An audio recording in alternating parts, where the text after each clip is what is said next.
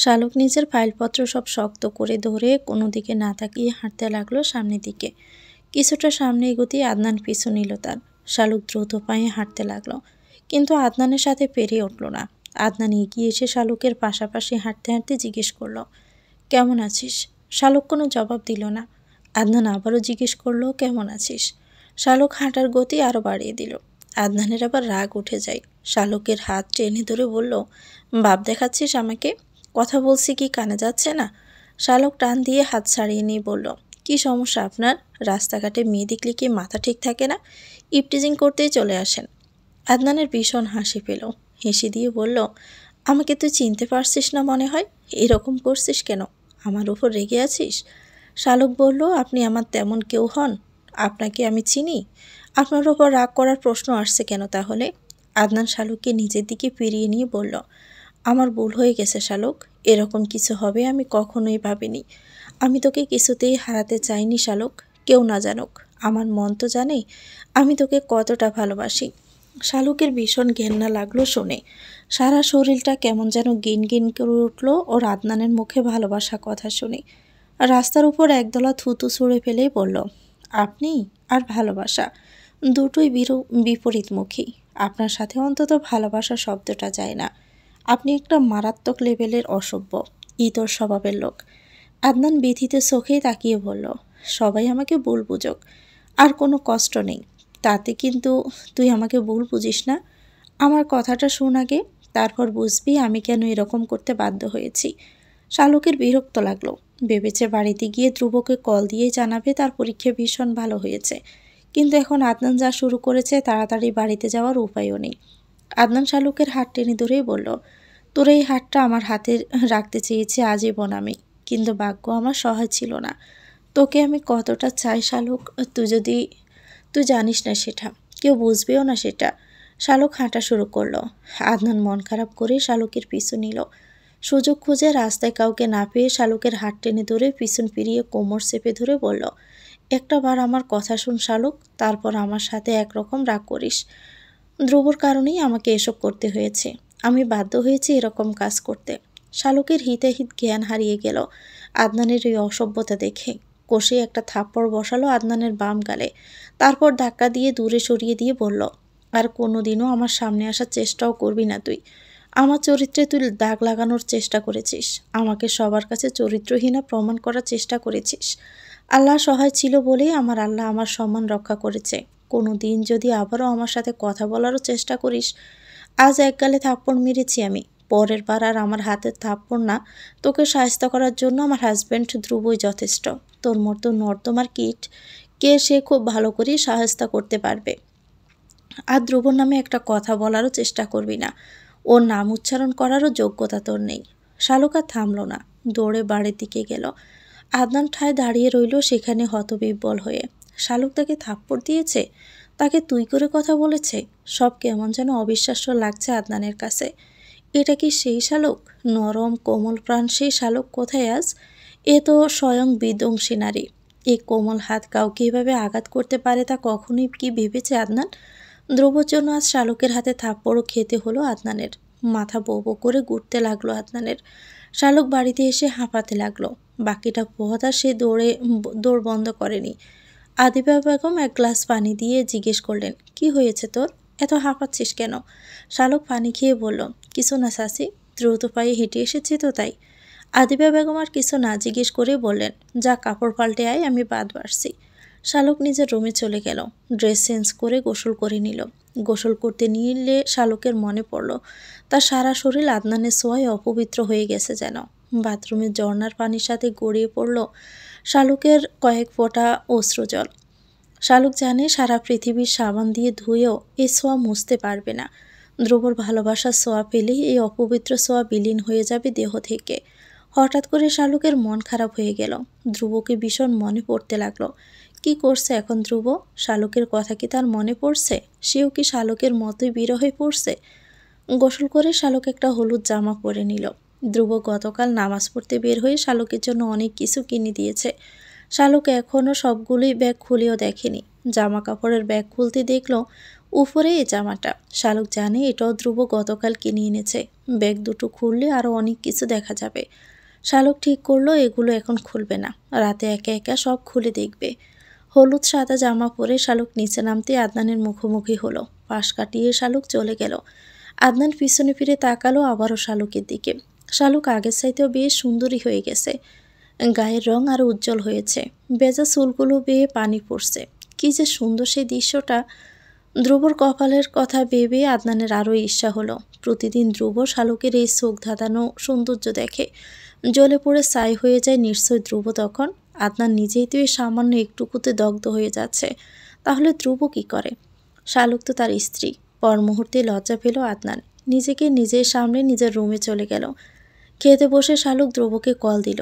ধ্রুব তখন খেতে বসেছে। শালুক জিজ্ঞেস করলো, কি দিয়ে খাচ্ছেন আপনি? ধ্রুব সামনে রাখা ডাল আর সবজির দিকে তাকিয়ে বলল, আমার প্রিয় তরকারি দিয়েই খাচ্ছি শালুক। তুমি? শালুক বলল, ইলিশ মাছের ডিম, কষা মাংস আর ডাল।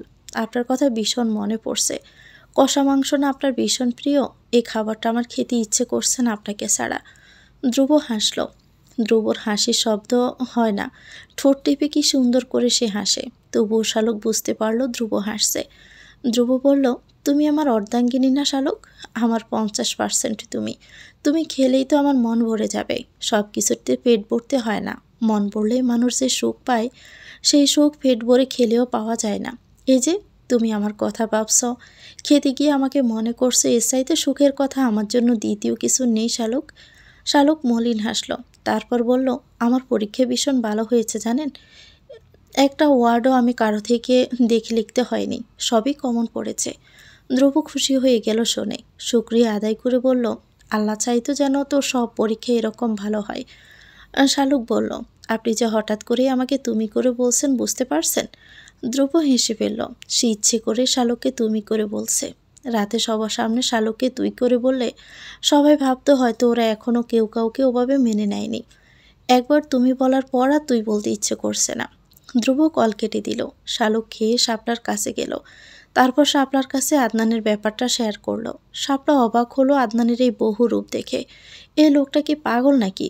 এই আশাকে বিয়ে করতে চাচ্ছে, আবার শালুককে বলছে ভালোবাসে। মাথা কি এলোমেলো হয়ে গেল নাকি আশাকে হারিয়ে? শাপলা ঠিক করলো এসব ধ্রুবভাইকে জানাবে, সে শালুকের অজান্তেই। নয়তো আদনান পরে যদি আরও কিছু সমস্যা করে ফেলে।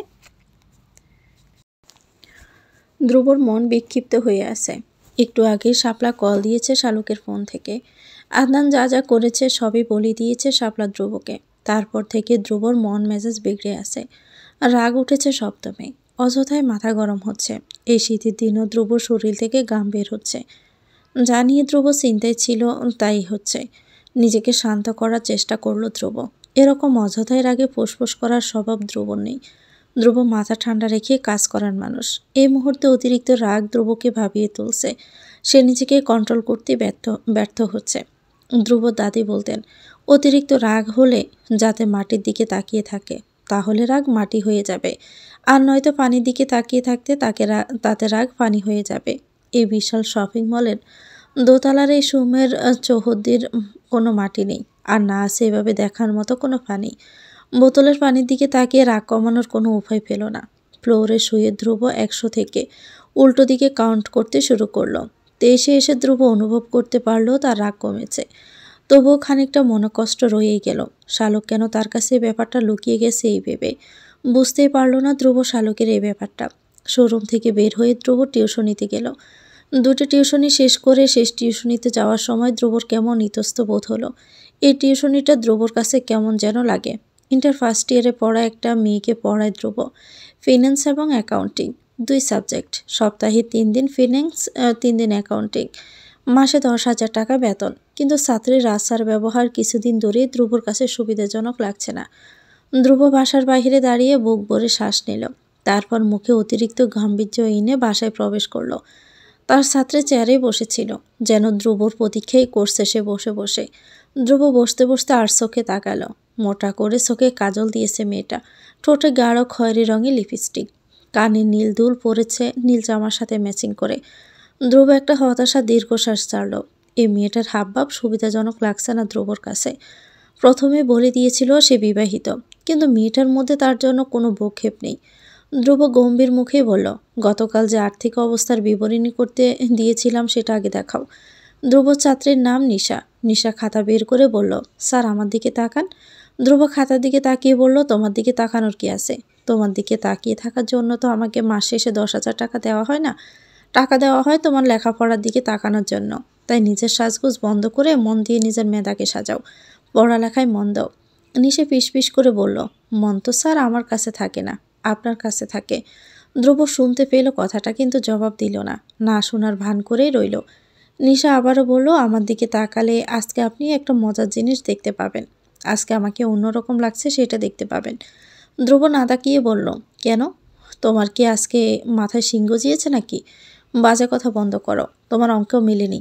কোনটা কোথায় বসবে তুমি সেটা এখনও বুঝতে পারছো না। আয় ব্যয় সব গুলিয়ে ফেলেছ। নিশা করুণ সুরে বলল, আমার মাথাটাই তো গুলিয়ে গেছে স্যার, অঙ্ক মিলবে কিভাবে? ধ্রুব আবারও খাতায় আর্থিক অবস্থার বিবরণীর রাখল। তারপর নিশার দিকে খাতা এগিয়ে দিয়ে বলল, শুরু করো আবার। যেই এন্ট্রি বুঝবে না আমাকে জিজ্ঞেস করবে। নিশা ধ্রুবর দিকে তাকিয়ে বলল, আগে এটা বোঝান কিভাবে কারো মনে এন্ট্রি নেওয়া যায়। ধ্রুব ভীষণ রাগ হলো, ধমকে বলল, পাগলামি করতে বসেছো তুমি? আমাকে জোকার মনে হয় তোমার, নাকি তামাশা করতে ভালো লাগছে? নেক্সট টাইম যদি তোমার এরকম ব্যবহার দেখি তবে আমি তোমার আম্মুকে বলে যাব। আমার পক্ষে তোমাকে পড়ানো সম্ভব না, অন্য টিচার রাখতে। বেয়াদব স্টুডেন্ট আমার চাই না। নিশার কলিজায় ভাবে লাগলো ধ্রুবর এই কথাগুলো। ধ্রুব কেন বুঝতে পারছে না নিশা তাকে ভালোবাসে? শুধুমাত্র ধ্রুবর জন্যই তো নিশা পড়ানোর টাইম হওয়ার আগে টেবিলে এসে বসে থাকে, নিজেকে সাজিয়ে গুছিয়ে রাখে। আর ধ্রুব কিনা নিশা থেকে নিস্তার পেতে নিজেকে বিবাহিত বলে দাবি করছে। নিশা ভেবে পায় না সে দেখতে কি এতটাই খারাপ? নিশাকে অঙ্ক করতে দিয়ে ধ্রুব শালুককে কল দিল। শালুক তখন বাংলা দ্বিতীয় পত্র বই নিয়ে বসেছে। ধ্রুবর কল পেয়ে অবাক হলো। এই সময় ধ্রুব তো কখনো কল দেয় না, তাহলে আজ কি হলো হঠাৎ করে? তড়িঘড়ি করে শালুক কলটা রিসিভ করলো। ধ্রুব যথাসম্ভব মধুর স্বরে বলল, কি করছো? খেয়েছো তুমি? শালুক জবাব দিল, পড়া শেষ করে খাবে। তারপর জিজ্ঞেস করলো, এই সময় তো কল দেন না, আজকে হঠাৎ কি হলো? ধ্রুব নিশাকে শুনিয়ে শুনিয়ে বলল, এই সময় তো আমার বউটা আমার কাছে থাকতো বাসায়, তাই কল দিতাম না, কারণ বাসায় গেলে তোমাকে দেখব। আজকে তো তুমি নেই, তাই খুব মিস করছিলাম, এজন্যই কল দিয়েছি। আজ তো বাসায় গেলে দেখবো বাসা ফাঁকা। শালুকের কেমন যেন ভালো লাগলো ধ্রুবর এই কথাগুলো, কেমন হৃদয়ে প্রশান্ত করে দিচ্ছিল। ধ্রুব কল রেখে দিল। নিশা কান পেতে শুনল সবটা, তবুও ওর বিশ্বাস হলো না। নিশার মনে হলো এইসব ধ্রুবর প্ল্যান, কাউকে আগে বলে রেখেছিল হয়তোবা, তাই তো নিশাকে সরানোর জন্যই এরকমটা করছে ধ্রুব। চুপচাপে নিশা অঙ্ক করে গেল। ধ্রুবকে একটা এন্ট্রিও জিজ্ঞেস করলো না। অঙ্ক দেখতে গিয়ে ধ্রুব টের পেল নিশা ফুফিয়ে কাচ্ছে। আর মজার ব্যাপার হলো অঙ্ক আবার ঠিকঠাকই মিলে গেছে। ধ্রুব ভেবে পেল না নিশার এই কান্নার কারণ কি, তবে এটুকু বুঝতে পারলো এই টিউশনি ছেড়ে দিতে হবে খুব শীঘ্রই। এসব কেলেঙ্কারিতে ধ্রুব কিছুতেই জড়াতে চায় না, আর এই ষোড়শীকে বোঝানোর সাধ্য তার নেই। নিজের বউর চিন্তা করবে নাকি অন্য মেয়েকে ভাববে সে? বাকি সময় ধ্রুব আরও দুটো অঙ্ক করালো। নিশা একটা কথাও বলল না ধ্রুবর সাথে। নিশা ভেবেছিল ধ্রুব একটা বার হলো জিজ্ঞেস করবে নিশাকে কেন চুপ করে আছে, কিন্তু নিশার ভাবনা ভুল করে দিয়ে ধ্রুব কোনো প্রশ্ন করেনি। সময় শেষ হতে ধ্রুব উঠে চলে গেল। পড়ার টেবিলে নিশায় কান্না ভেঙে পড়ে। নাকের জল চোখের জল একাকার হয়ে গেল নিশার। বাবা মায়ের একমাত্র আদরের মেয়ে নিশা, যাই চেয়েছে তাই পেয়েছে। এজন্য সব কিছুতে জিতে যাওয়ার একটা মানসিকতা নিশার মধ্যে প্রবল। সবসময় আত্মীয় স্বজন কাজিনদের মধ্যে ফার্স্ট প্রায়োরিটি নিশার, কেননা নিশার বাবা অনেক টাকার মালিক, তার একমাত্র উত্তরাধিকারী হচ্ছে নিশা। তার উপর নিশা বেশ সুন্দরী। সব দিক মিলিয়ে খানে নিশা দেখেছে তাকে খুব প্রাধান্য দেয় সবাই। কিন্তু এই একটা জায়গায় একজন মানুষের কাছে নিশা হেরে যাবে তা নিশার ভাবনাতেও কখনো ছিল না। ক্লাস 7 থেকে বেশ কয়েকজন প্রাইভেট টিচার চেঞ্জ করেছে নিশা। পড়াতে পড়াতে সবাই নিশাকে ভালোবেসে ফেলত। এর থেকে নিশার মধ্যে এক ধরনের অহংকার বোধ জন্ম নিল। সে ভেবেই নিল এরকমটাই হতে হবে। কিন্তু ধ্রুব অন্যদের চাইতে অন্যরকম হওয়ায় নিশার মনে জায়গা করে নিয়েছে। স্বপ্নের পুরুষ হিসাবে নিশা যেমন ব্যক্তিত্ব সম্পন্ন মানুষ, মেধাবী, শ্যামলা, লম্বা ছেলে পছন্দ করে, ধ্রুবর মধ্যে তার সবটাই আছে। নিশা সব কিছুতেই ধ্রুবর নেশা থেকে নিজেকে বের করে আনতে পারছে না।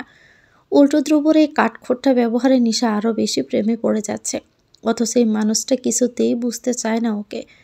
ধ্রুব বাসায় ফিরে শটান হয়ে শুয়ে পড়ল। আজ আর রান্না করতে ইচ্ছে করছে না। একা একা খেতে ইচ্ছে করে না। পুরো বাসাটা কেমন ফাঁকা ফাঁকা লাগছে।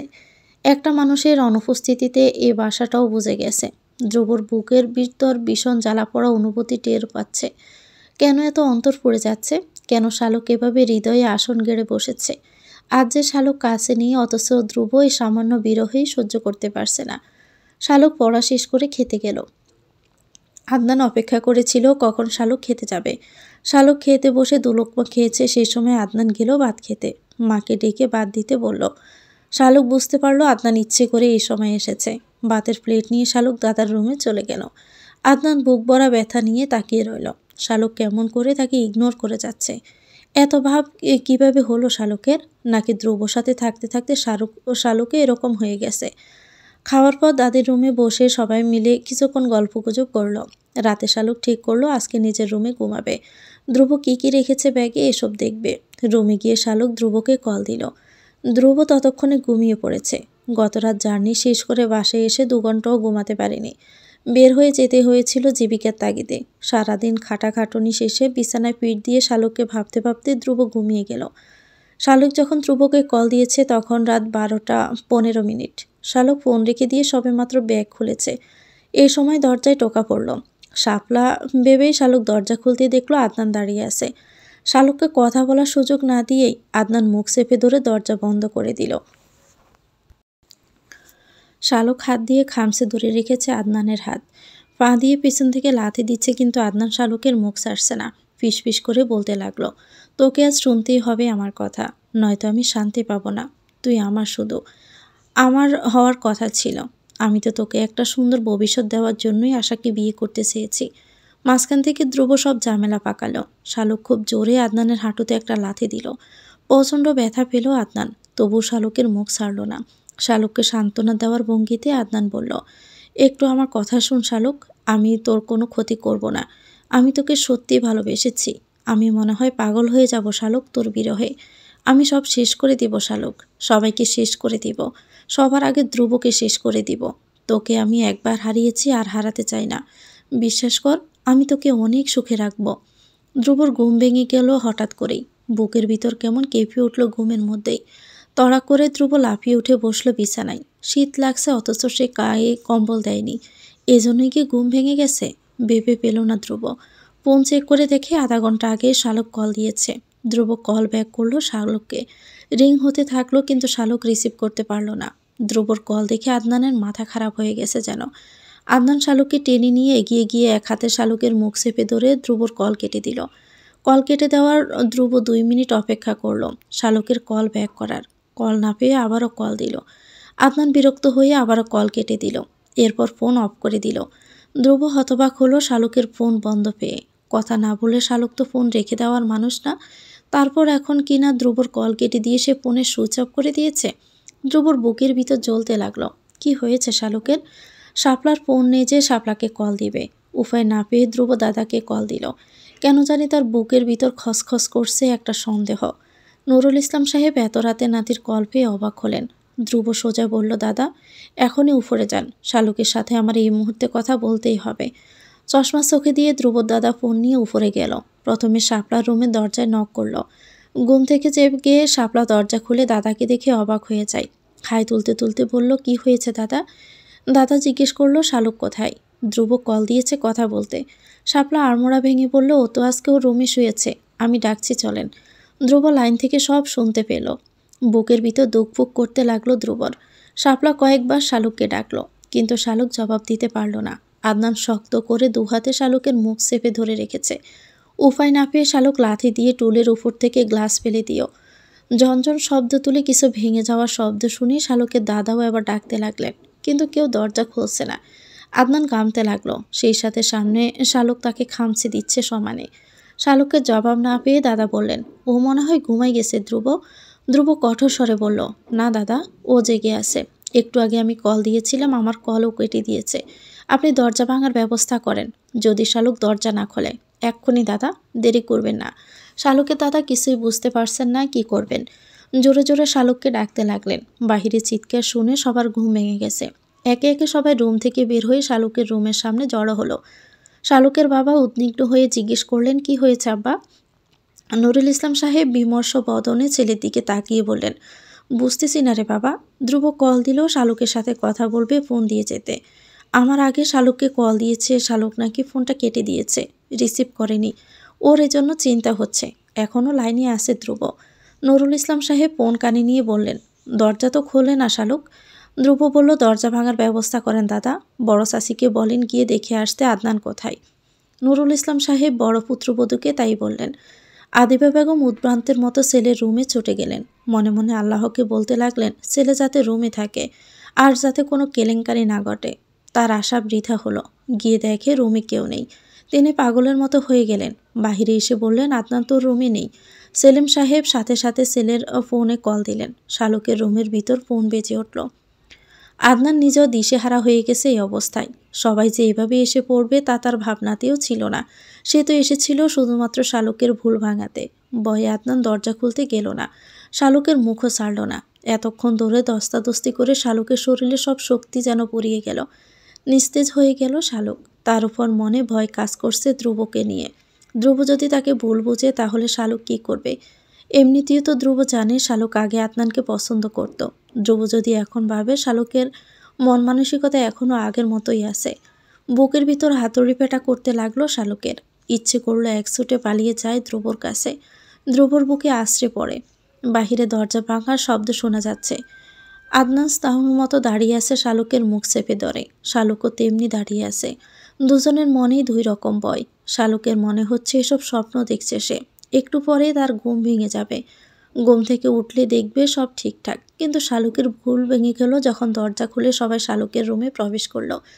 দুজনকে এই অবস্থা দেখে সেলিম সাহেব ছুটে এসে আদনানের হাত থেকে শালুককে ছাড়িয়ে দিলেন।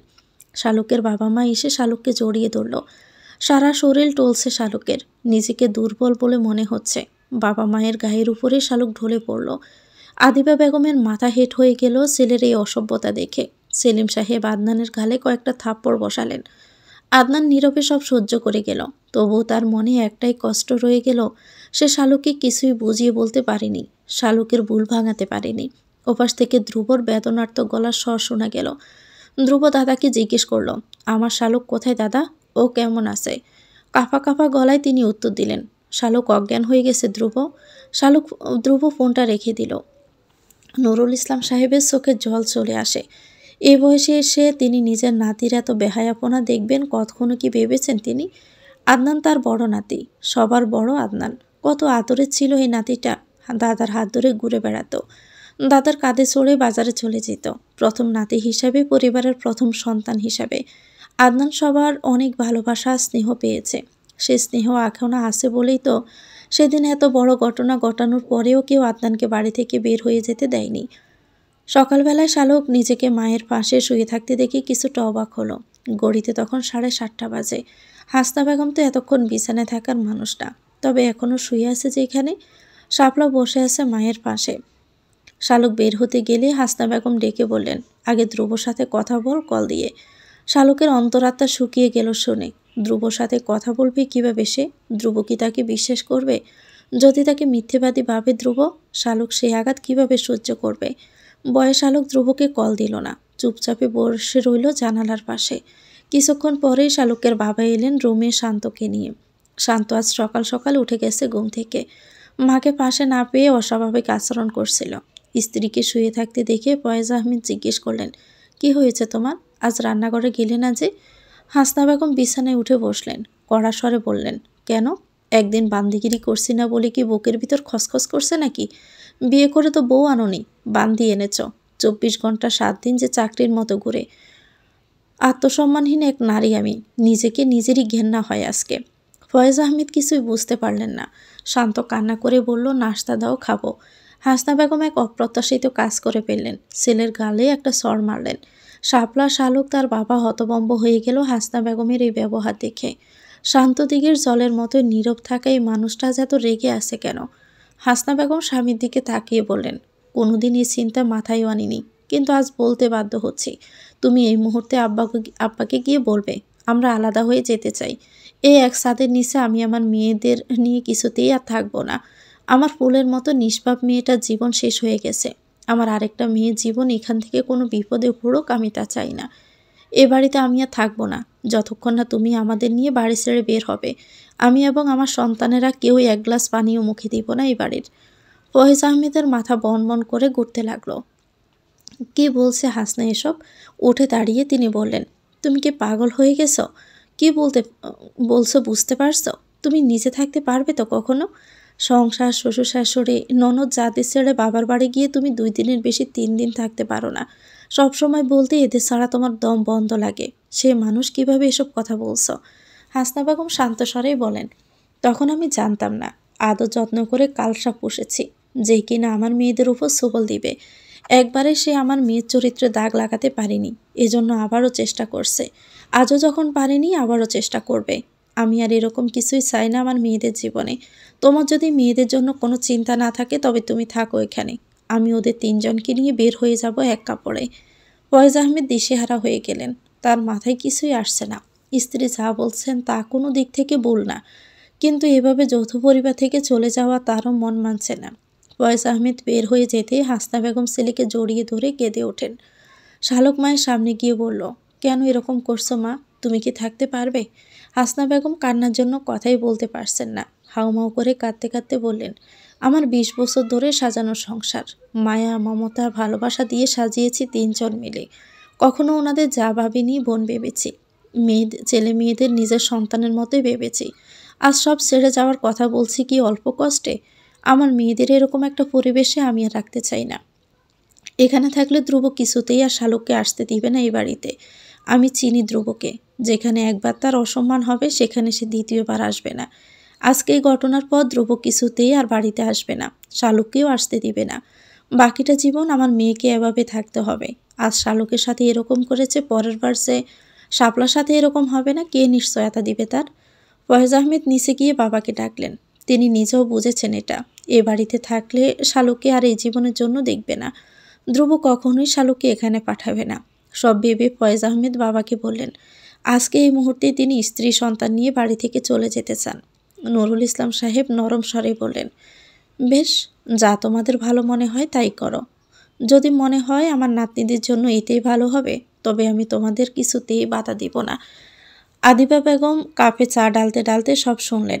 তার হাত পা কাঁপতে থাকলো, কিন্তু বাধা দেওয়ার মতো সাহস পেলেন না তিনি। কিভাবে বাধা দিবেন তিনি? একটা হাসি খুশি যৌথ পরিবার ভেঙে যেতে বেশি দেরি হলো না। কেউ কাউকে দোষারোপও করতে পারল না, অভিযোগও করতে পারল না। ধ্রুব কল দিল কিছুক্ষণ পর। শালুকের সারা শরীর কেঁপে উঠল। কোনো মতে উঠে ফোন রিসিভ করলো। ধ্রুব নরম স্বরে বলল, তোমার শরীর কেমন এখন? শালুক কোনো মতে জবাব দিল, এখন ভালো আছি। ধ্রুব কোমল গলায় বলল, আমাকে বলছি না শালুক, কোনো সমস্যা হলে? গতকাল আদনান তোমাকে রাস্তায় যখন বিরক্ত করেছে, কেন আমার কাছে লুকিয়ে গেলে তখন? আমি বলছি না আমার কাছে বলতে কোনো সমস্যা হলে? আর যদি কোনো বিপদ হতো শালুক, আমি কিভাবে বাঁচতাম? আমি কাকে নিয়ে বাঁচতাম শালুক? তোমাকে আমি বলেছি না আমার কেউ নেই তুমি ছাড়া এই পৃথিবীতে। আমার এই পৃথিবী অন্ধকার তোমাকে ছাড়া। তবে কেন আমার কাছে লুকিয়ে গেলে?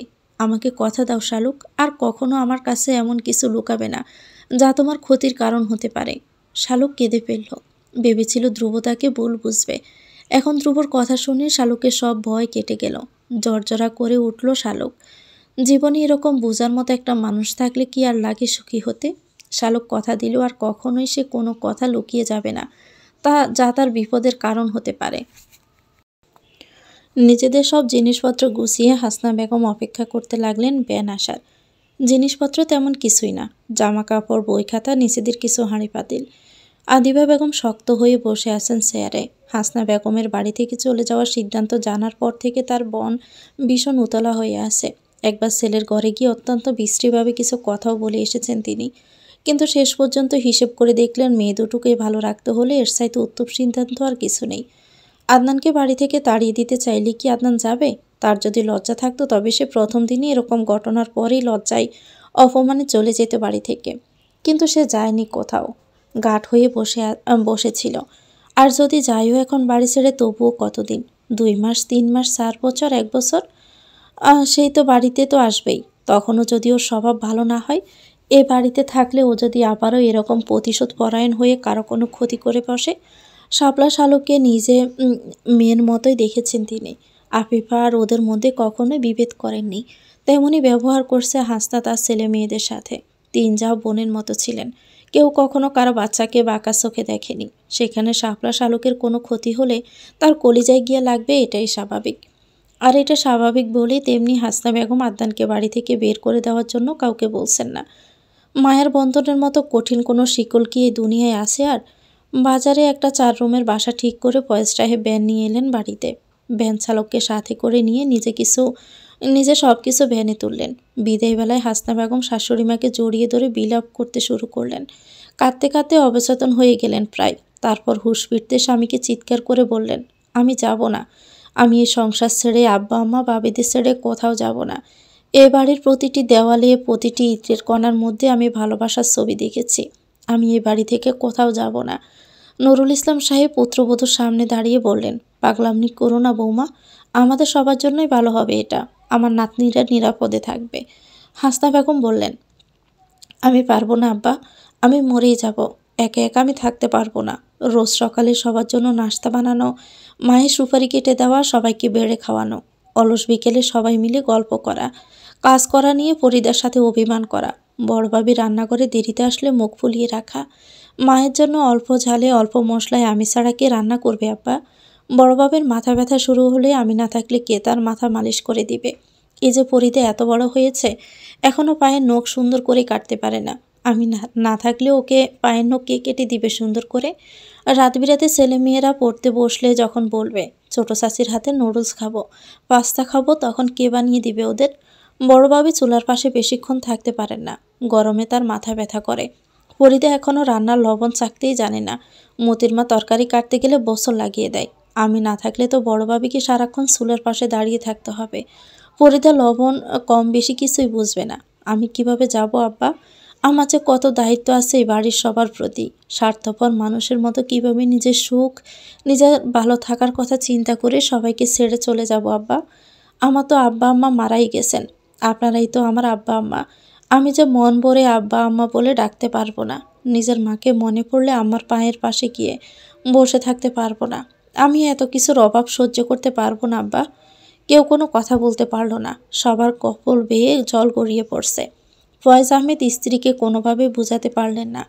সকালে হাসনা বেগম যেসব যুক্তি দেখিয়েছে সব যুক্তি তিনি হাসনাকে দেখালেন। হাসনা তাকে ধমক দিয়ে চুপ করিয়ে দিয়েছে। অবশেষে ভ্যান চালককে বিদায় করে দেওয়া হয়েছে। আদিবা বেগম হাসনা বেগমকে শক্ত করে বুকের সাথে জড়িয়ে ধরে আছেন, যেন ছেড়ে দিলেই হাসনা বেগম হারিয়ে যাবে। যৌথ পরিবারে থাকা মানুষগুলো জানে শূন্যতা কেমন পীড়াদায়ক। একই সাথে একই ছাদের নিচে যে মানুষের সাথে বছরের পর বছর কাটানো হয়, সে মানুষটা যখন আলাদা হয়ে যেতে চায় তখন বুকটা পেটে যায় যন্ত্রণায়। এক শূন্যতা এসে গ্রাস করে। বুকের ভিতরটা পাথরের মতো ভারী মনে হয়। শালুকের পরীক্ষা শেষ হওয়ার পর দেখলো মেজো চাচা দাঁড়িয়ে আছে। এই মানুষটা এখন তার শ্বশুর। ভাবতে শালুকের কেমন লজ্জা লাগছে। মেজো চাচা শালুকের জন্য আইসক্রিম কিনলেন, চিপস কিনলেন, একটা 7 আপ কিনলেন হাফ লিটারের। শালুকের কেমন কান্না চলে আসলো। তার পিএইচি জেএচি পরীক্ষার সময় একদিন বড় চাচা, একদিন মেজো চাচা, একদিন নিজের বাবা যেতেন তার সাথে। প্রতিদিন হল থেকে বের হলেই দেখত সবাই এটা ওটা হাবিজাবি খাবার নিয়ে দাঁড়িয়ে আছে তার জন্য। আজ আবারও শালুকের মনে হলো সে ভীষণ ছোট এখনও। মেজো চাচা শালুককে আগে আইসক্রিম খেতে দিলেন। তারপর দুজনে মিলে গল্প করতে করতে বাড়িতে ফিরল। চাচা থেকে শালুক জানতে পারলো তারা বাড়ি ছেড়ে যাচ্ছে না কোথাও। শুনে শালুকের স্বস্তি হলো। শালুক জানি এমনিতেও সে বাড়িতে বেশি দিন থাকতে পারবে না। বছরে 1-8 বার আসবে হয়তোবা। ধ্রুব আগেই বলে রেখেছে ইন্টারে ঢাকায় ভর্তি করাবে শালুককে। তখন কালে বাদ্রে বাড়িতে আসতে পারবে হয়তোবা। তার জন্য এভাবে বাড়ি থেকে বাবা মা আলাদা হয়ে যাবে, এটা শালুক কিছুতেই মেনে নিতে পারছিল না। এখন চাচার কথা শুনে সে ভারমুক্ত হলো যেন। আদনানের বাবা নুরুল ইসলাম সাহেবকে নিয়ে আদনানের রুমে গেলেন। তারপর সোজা সাপটা জিজ্ঞেস করলেন, তুই কেন গত রাতে এরকম কাজ করেছিস? তার স্পষ্ট কারণ বল এই মুহূর্তে। আর যদি তা না বলিস তবে আমি নিজ হাতে তোকে পুলিশের হাতে তুলে দিব, নারী নির্যাতনের মামলা দিয়ে। আমি ভুলে যাব তুই আমার ছেলে। আদিবা বেগম নিজেই স্বামীকে বলেছেন ছেলেকে কথা বলতে। হয় সে তার উদ্দেশ্য পরিষ্কার করে বলবে, আর নয়তো তিনি ছেলেকে জেলে পাঠিয়ে দিবেন। নিজের ছেলে হলে বারবার তার অপরাধ ক্ষমা করে দিলে আল্লাহর কাছে তিনি সবচেয়ে বড় অপরাধী হিসাবেই গণ্য হবেন। শালুকের জায়গায় যদি আফিফা থাকতো তখন কি তিনি চুপ করে থাকতে পারতেন? হাসনার জায়গায় তিনি থাকলে কিছুতেই কি মুখ বুজে সহ্য করতে পারতেন? কিছুতেই পারতেন না। বাবা দাদার কথাকে আদনান তেমন গুরুত্ব দিল না। আদিবা বেগম নিজে থানায় গেলেন শালুককে নিয়ে। সন্ধ্যাবেলায় পুলিশ এলো একটা জিপে করে। 10 মিনিটের মধ্যে আদনানকে ধরে নিয়ে গেল। শালুকের সামনে দিয়ে যাওয়ার সময় আদনান কেমন ভরসাহীন চোখে শালুকের দিকে তাকালো। সেই চোখে ছিল হতাশা, ছিল না পাওয়া ক্ষোভ, প্রতিহিংসা। আদনানকে পুলিশ ধরে নিয়ে গেছে, এতে যেন কারো কোনো সমস্যা নেই। সবাই কেমন রিল্যাক্স মোডে আছে।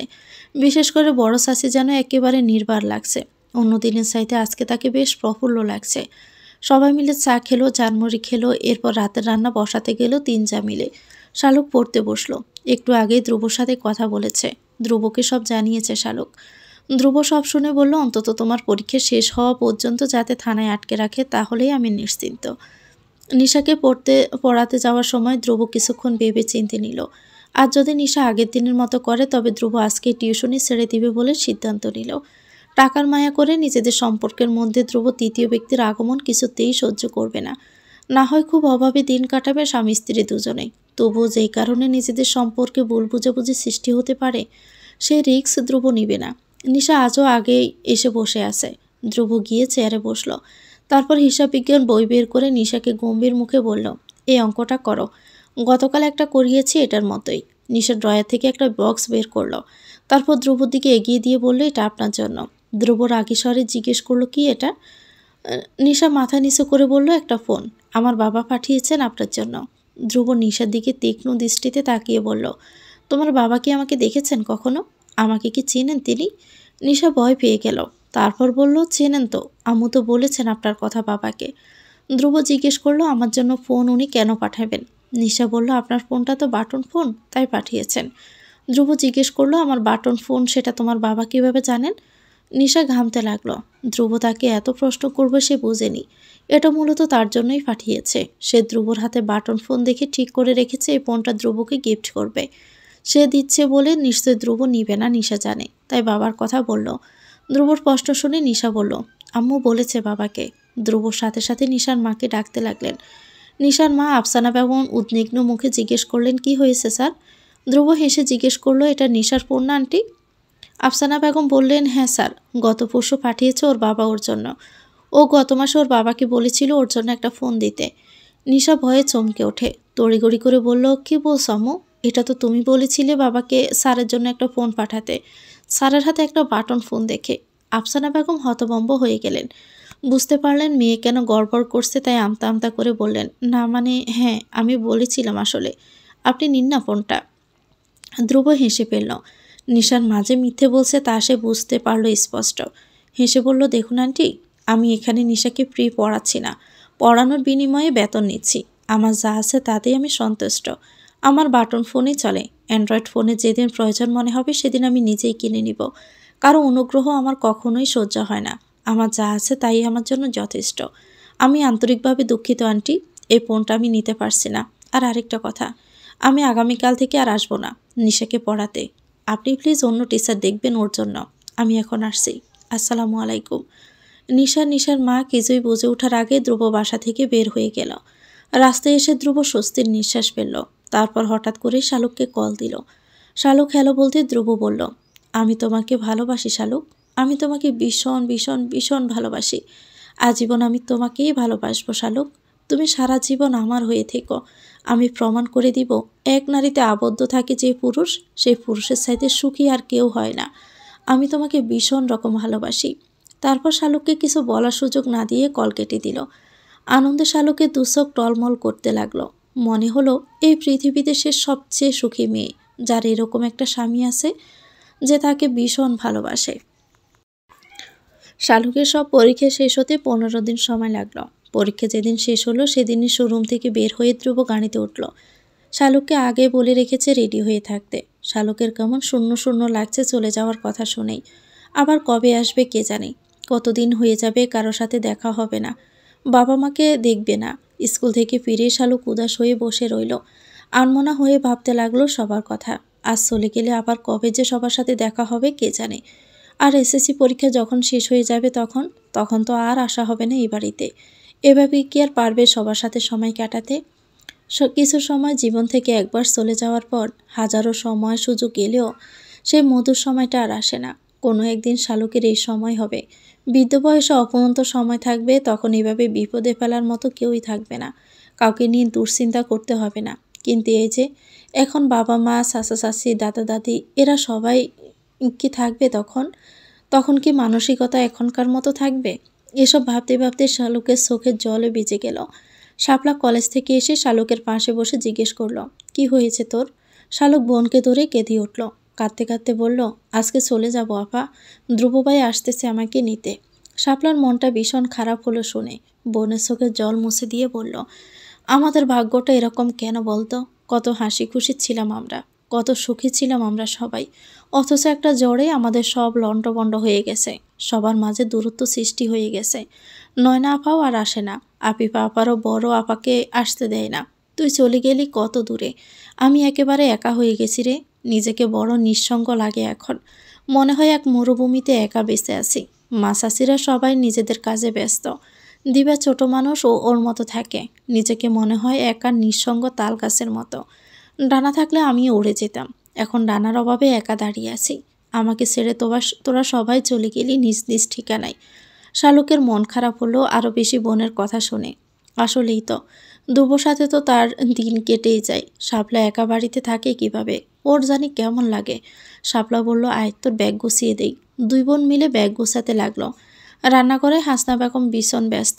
ধ্রুবর পছন্দের খাবার রান্না করছেন তিনি, বক্স করে সব দিয়ে দিবেন। ধ্রুব যে বাড়িতে এক গ্লাস পানিও খাবে না তা তিনি খুব ভালো করেই জানেন, তাই তড়িগড়ি করছেন। তার সাথে হাতে হাত লাগিয়ে সবাই কাজ করছে। আদিবা বেগম দুধ ফুলি পিঠা বানাচ্ছেন, সবাই ভীষণ ব্যস্ত। ধ্রুব এলো রাত 10টার দিকে, এসে আর দেরি করলো না। সবার সাথে দেখা করে কথা বলে শালুকের হাত ধরে বের হয়ে এলো। শালুক নীরবে অশ্রুপাত করছে, তাও দেখলো ধ্রুব, কিন্তু কিছু বলল না। প্রতিটি মেয়ের জন্য এই মুহূর্ত ভীষণ বেদনাদায়ক। এ সময় তাকে যদি বলা হয় এত কান্নার কি আছে, তবে তা হলো চরম অমানবিকতা। এ সময়টা প্রতিটি মেয়ের জন্যই খুব নাজুক সময়, তাদের মন তখন অল্পতেই আঘাত পায়। রিকশায় বসে ধ্রুব শালুকের মাথা নিজের বুকে নিয়ে বলল, আমি বুঝতে পারছি তোমার খুবই খারাপ লাগছে শালুক, আমিও জানি তোমাকে আরও কয়েকটা দিন থাকতে দেওয়া উচিত ছিল, কিন্তু আমার দিকটা তুমি একবার ভেবে দেখো শালুক। আদনান যে কোনো সময় বের হয়ে আসতে পারে, তারপর তোমার যদি কোনো ক্ষতি করে ফেলেও, আমার জায়গায় তুমি নিজেকে দাঁড় করিয়ে একবার ভেবে দেখো, আমি কি ভুল করছি নাকি সঠিক করছি। আমি তোমাকে নিয়ে কোনো রিস্ক নিতে চাই না শালুক, 1%ও রিস্ক আমি তোমাকে নিয়ে নিতে পারবো না। তবুও যদি তোমার মনে হয় আমার কাজটা ভুল হয়েছে, তবে আমি আন্তরিকভাবে দুঃখিত শালুক। শালুকের বিপরীতে কিছু বলতে পারল না। ধ্রুব ভুল কিছু বলেনি। রিক্সার থেকে নেমে দুজনেই বাসে উঠল। ধ্রুব শালুককে সিটে বসিয়ে দিয়ে নেমে গিয়ে বার্মিজ আচার, তেঁতুলের আচার, চিপস, জুস, কেক কিনে নিয়ে আসলো। চলন্ত গাড়িতে শালুক ঘুমিয়ে পড়ল ধ্রুবর কাঁধে মাথা রেখে। ধ্রুবর মনে হলো কত লক্ষ কোটি বছর যেন পার হয়ে গেছে এরই মধ্যে। শালুক তার থেকে দূরে ছিল। আজ বহুদিন পর ধ্রুবর মনে হলো প্রাণ পাখিটা তার খাঁচায় ফিরে এসেছে। শালুকের কপালে একটা আলতো করে চুমু খেল ধ্রুব। শীতে শালুক ধ্রুবকে জড়িয়ে ধরল। হুডির জিপার খুলে ধ্রুব শালুককে ভিতরে টেনে নিয়ে হুডি দিয়ে ডেকে দিল। ভোর রাতে নিজেদের বাসায় এসে পৌঁছালো দুজনেই। শালুক বিছানাতে শুতেই ঘুমিয়ে গেল। বাকিটা সময় ধ্রুব আর ঘুমাতে পারল না। বাড়ি থেকে দেওয়া খাবারের বক্সগুলো বের করে সব গরম করে রাখলো। একটা ফ্রিজের যে ভীষণ প্রয়োজন তাই আবারও অনুভব করলো ধ্রুব। অ্যাকাউন্টে প্রায় 42,000 টাকার মতো আছে। ধ্রুব ঠিক করলো আজকের দিনেই একটা ছোট ফ্রিজ কিনে নিয়ে আসবে বলে। শালুক ঘুম থেকে উঠে দেখে ধ্রুব নেই, চলে গেছে নিজের কাজে। খাবার রেডি করা, বাড়ি থেকে গরুর মাংস রান্না করে দিয়েছে হাসনা বেগম। ধ্রুব রুটি বানিয়ে রেখেছে। হাত মুখ ধুয়ে শালুক খেয়ে নিল। খাওয়ার পর আপনাতে আজ বই নিয়ে বসে গেল পড়তে। ধ্রুবর এত কাজ করা দেখে শালুকের মনে হলো ধ্রুবর এত পরিশ্রমের প্রতিদান হিসাবে হলেও তার ভালো রেজাল্ট করতে হবে। সারাদিন কাজ করার পরেও যে মানুষটা তাকে এত যত্ন করে পড়ায়, তার প্রতি কৃতজ্ঞতা প্রকাশ করার জন্য এর চাইতে উত্তম বিকল্প আর কিছু নেই শালুকের কাছে। ধ্রুব বাসায় ফিরল রাতে। নিশার মা এরই মধ্যে অনেকবার কল দিয়েছেন, কিন্তু ধ্রুব রিসিভ করেনি। শালুক অবাক হলো ধ্রুবকে আজ তাড়াতাড়ি ফিরতে দেখে। অবাক হয়ে জিজ্ঞেস করলো, আপনার আরেকটা টিউশনি আছে না? ধ্রুব হেসে বলল, ওটা ছেড়ে দিয়েছি।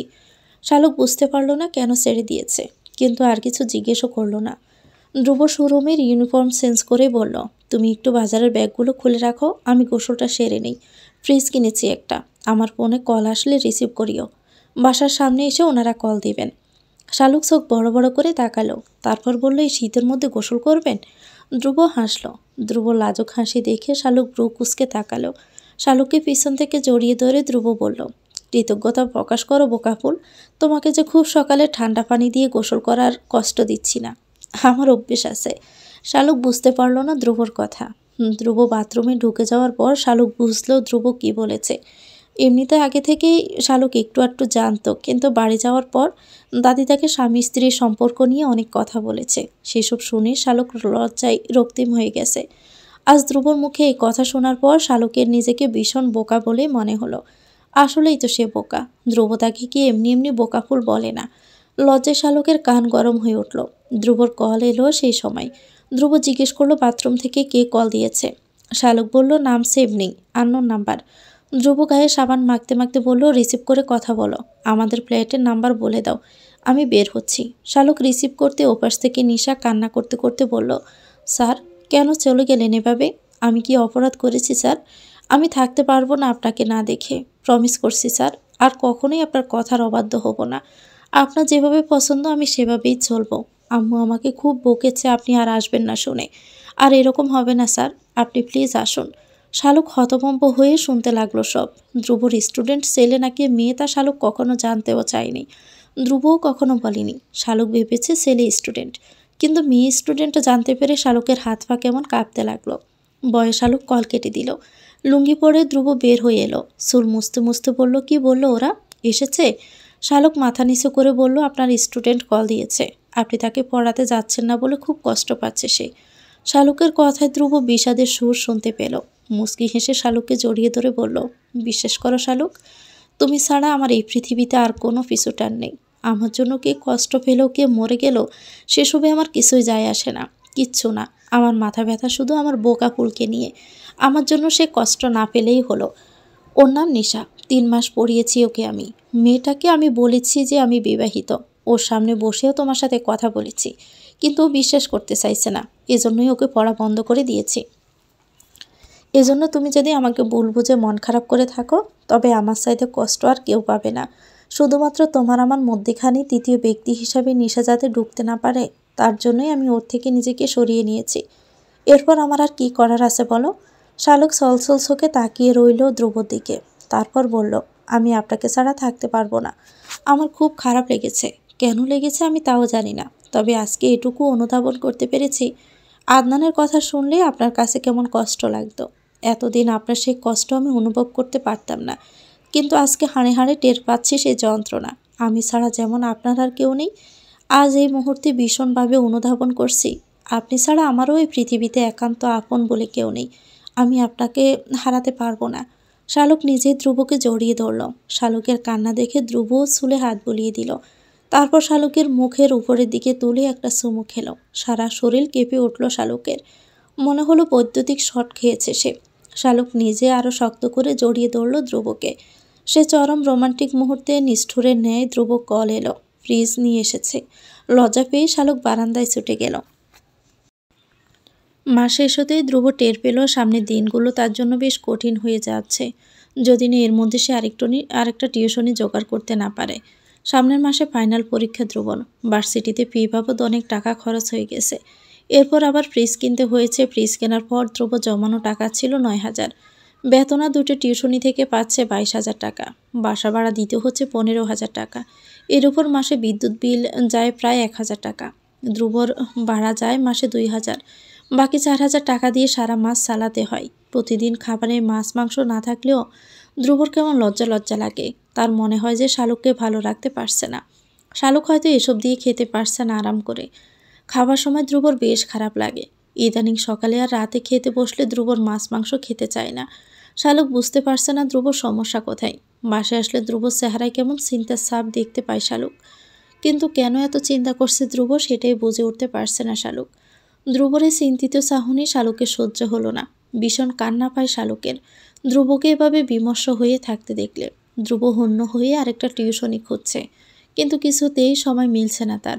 দুর্মূল্যের বাজারে 4,000 টাকায় নিজেদের সংসার চালানো ধ্রুবর জন্য কঠিন হয়ে পড়েছে। রাতে ধ্রুব বাসায় এলে শালুক আজ মুখ ফুলিয়ে রাখলো। বিকেলে শালুক নিজেই রান্না করেছে। প্রতিদিন মাছ মাংস খেতে খেতে শালুকের কেমন অরুচি ধরে গেছে খাবারে। শালুক আজ আলুর ভর্তা, শিম ভর্তা, ডাল ভর্তা, ডিম ভর্তা, বেগুন ভর্তা, টমেটো ভর্তা, পেঁয়াজ মরিচ দিয়ে ডিম ভেজে নিল। বিকেল ধরে আস্তে আস্তে এসব আয়োজন করছে শালুক। আর শালুকের এই আয়োজনের সবচেয়ে বড় সহায়ক ছিল ইউটিউব। মায়ের থেকে শুনেছে বাহারি রকমের ভর্তা খুদের ভাত ধ্রুবর ভীষণ পছন্দ। সেটা দেখে শালুক ইউটিউব থেকে ভর্তা রেসিপি দেখতে লাগলো। দেখে তার নিজেরও ইচ্ছে হলো ভর্তা দিয়ে ভাত খেতে। তার উপর কয়েকদিন ধরে মাছ মাংস খেয়ে শালুকের অরসি এখন। ধ্রুব বাসে এসে চেঞ্জ করে নিল। শালুকের গম্ভীর মুখখানা দেখে শঙ্কিত হয়ে যায়। শালুকের চিবুক তুলে ধরে জিজ্ঞেস করলো, কি হয়েছে? শরীর খারাপ লাগছে? শালুক মাথা নাড়িয়ে জানালো না। ধ্রুব আবারও জিজ্ঞেস করলো, কি হয়েছে? শালুক বলল, কিছু হয়নি, এমনি ভালো লাগছে না। ধ্রুব তারিখ হিসেব করলো, বাড়ি থেকে এসেছে বেশ কয়েকদিন হয়ে গেছে। কে জানি, হয়তো বাড়ির কথা মনে পড়েছে। ধ্রুব জিজ্ঞেস করলো, বাড়ির জন্য মন খারাপ লাগছে শালুক? বাড়ি যেতে চাও? শালুক আগের মতো গম্ভীর হয়ে বলল, না। ধ্রুব আবারও চিন্তা করলো কিছুক্ষণ। তারপর আস্তে করে জিজ্ঞেস করলো, তোমার কি অন্য সমস্যা হয়েছে? ন্যাপকিন শেষ হয়ে গেছে? শালুক লজ্জা পেল না মোটেও। তেমনি আগের সুরে বলল, না। ধ্রুব আর কিছু পেল না। তাহলে কি হতে পারে? শালুকের পাশে বসে পড়ল ধ্রুব। শালুকের বাম হাতের আঙ্গুল নিজের ডান হাতের আঙ্গুলের মধ্যে রেখে বলল, কি হয়েছে তাহলে শালুক? এভাবে মন খারাপ করে কেন আসো? তোমার মন খারাপ হলে আমার পুরো পৃথিবীর অন্ধকার মনে হয়। তোমার মুখের হাসি আমার পৃথিবীকে আলোকিত করে তোলে। জেনেও কেন তুমি এরকমটা করছো বলো তো? সারাদিন পরে বাসায় এসে তোমার মলিন মুখ দেখলে মনে হয় আমি বুঝি ব্যর্থ। রাজকন্যাকে রাজরানীর মর্যাদা দিতে পারছি না। নিজেকে ভীষণ তুচ্ছ মনে হয় শালুক। শালুক ধ্রুবর দিকে তাকিয়ে বলল, এই যে কয়েকদিন আপনি মন খারাপ করে থাকেন, আপনার হাসির আড়ালে ফুটে ওঠে গভীর চিন্তা। তখন আমার কেমন লাগে? আপনি তো সারা দিন বাহিরে থাকেন, কাজে ব্যস্ত থাকেন। আমার সময় কিভাবে কাটে বলুন তো? আমার পড়া শেষ হয়ে গেছে সব বিষয়। বই নিয়ে বসলে আপনার চিন্তিত চাহনি বেশি ওঠে মনের পর্দায়। সারাদিন ধরে অপেক্ষায় থাকি কখন আপনি বাসায় আসবেন। আমি চাতকের মতো আপনার অপেক্ষায় বসে থাকি, কিন্তু আসলে দেখি আপনার চিন্তাযুক্ত মুখ। তখন আমার অবস্থা কেমন হয় তা ভেবে দেখেছেন আপনি? আমি হয়তো আপনাকে ততটুকু ভালোবাসতে পারিনি যতটুকু আপনি আমাকে ভালোবেসেছেন, কিন্তু বিশ্বাস করেন, আপনার ভালোবাসা মহাসাগর সমান হলেও আমার ভালোবাসা যদি বিন্দু সমানও হয়, তাও আমার কাছে আমার দিক থেকে সর্বোচ্চ। সেখানে আমারও ঠিক এরকমই কষ্ট হয়। আমি আপনাকে বলতে পারি না, ভাবে আজ না হয় কাল ঠিক হয়ে যাবে, কিন্তু বিগত কয়েকদিন ধরেই দেখছি এই অবস্থা। আমার আর সহ্য হচ্ছে না। ধ্রুব বুকের ভিতর মুসর দিয়ে উঠল। শালুককে বুকে নিয়ে বলল, আমার বোকা ফুলের যে আমার জন্য এত কষ্ট হয় তা তো আমি আগে বুঝিনি। বুঝলে কিছুতেই তাকে কষ্ট দিতাম না আমি। এই যে দেখো, আমি এখন হাসছি। আর এরকম হবে না শালুক। শালুক ধ্রুবর চোখের দিকে তাকিয়ে রইল। তাকিয়ে থাকতে থাকতে তার নিজের চোখের জলে টাইটুম্বুর হয়ে গেল। ধ্রুব আস্তে করে একটা ফু দিতে দু চোখ থেকে দুফোঁটা অশ্রুবিন্দু গড়িয়ে পড়ল। ধ্রুব দুহাত পেতে তা তুলে নিল। তারপর মুচকি হেসে বলল, আমার রাজরানীর চোখের এক ফোঁটা জলও যে আমার হৃদয়কে রক্তাক্ত করে দেয়। মনে হয় যেন কোনো এক অদৃশ্য তীরের আঘাতে ক্ষতবিক্ষত হয়ে যাচ্ছে আমার হৃৎপিণ্ড। শালুক বলল, তাহলে আমাকে বলেন, কেন আপনার এত মন খারাপ ছিল? কি নিয়ে এত চিন্তায় আছেন আপনি? ধ্রুব হেসে বলল, কিছু না শালুক, আমার সব চিন্তাই তোমাকে নিয়ে। কিভাবে তুমি খুশি থাকবে এটা ছাড়া আমার আর দ্বিতীয় কোনো চিন্তা নেই। শালুক ধ্রুবর হাত চেপে ধরে বলল, আমি আপনার সহধর্মিণী, আপনার অর্ধাঙ্গিনী।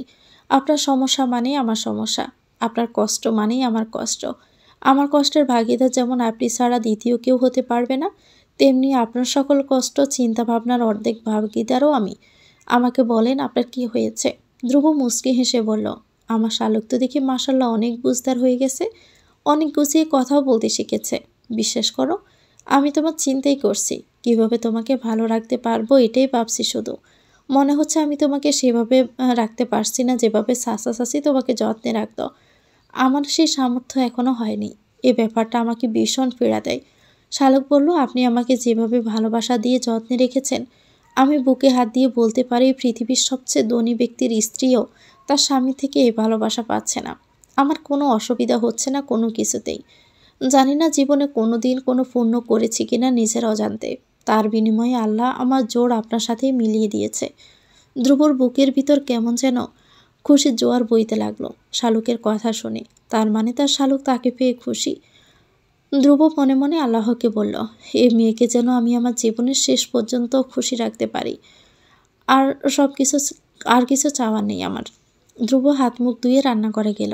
ডাকনা দিয়ে সব কিছু ঢেকে রাখা দেখে ধ্রুব ডাকনা সরিয়ে দেখতে লাগলো। এত রকমের বর্তা দেখে চমকে গেল ধ্রুব। সেই সাথে তার জিভে জল চলে আসে। শালুকের পাশে এসে জিজ্ঞেস করলো, এত কিছু কেন করতে গেলে তুমি? হাত চলছে নিশ্চয়। শালুক হেসে বলল, হাতে পলিথিন পেঁচিয়ে নিয়ে করেছি। আপনি খুশি হননি? আমি জানি বর্তা আপনার প্রিয়।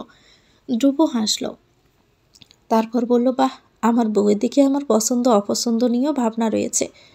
আমার কেমন আনন্দ লাগছে তুমি বুঝতে পারবে না শালুক। আমি ভীষণ খুশি আজ। তবে এত কিছু করার দরকার ছিল না। একটা বর্তা হলেই আমার হতো। দুজন মিলে পরম তৃপ্তি নিয়ে রাতের খাবার খেলো। শালুক ধ্রুবর কাছে গেছে ঘুমালো। আদুরে বেড়ালের মতো ধ্রুবর গায়ের সাথে লেপটে গেল ঘুমের ঘরে। ঠান্ডা পড়েছে ঝাঁকিয়ে।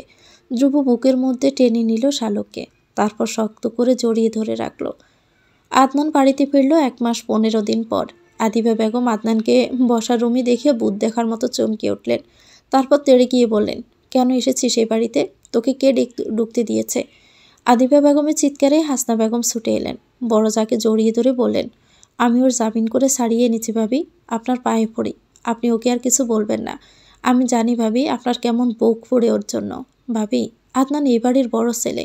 সবার আগে ওই তো আমাকে সাসি বলে ডেকেছে। ও হয়তো অনেক বড় অন্যায় করেছে, কিন্তু তাই বলে বাড়ির ছেলেকে এতদিন জেলে থাকতে দেখতে আমার নিজেরই কষ্ট হচ্ছে। সেখানে আপনার কি কষ্ট হচ্ছে তা আমি টের পাই ভাবি। আপনার নির্ঘুম রাত, চোখের নিচের কালো দাগ সাক্ষী দেয় আপনার মনে প্রচণ্ড কষ্ট। যার জন্য ওকে জেলে যেতে হয়েছে সে তো আর এখানে নেই। এখন তাহলে ছেলেটা কেন কষ্ট পাবে? শয়তানের দোকায় পড়ে মানুষ ভুল করে।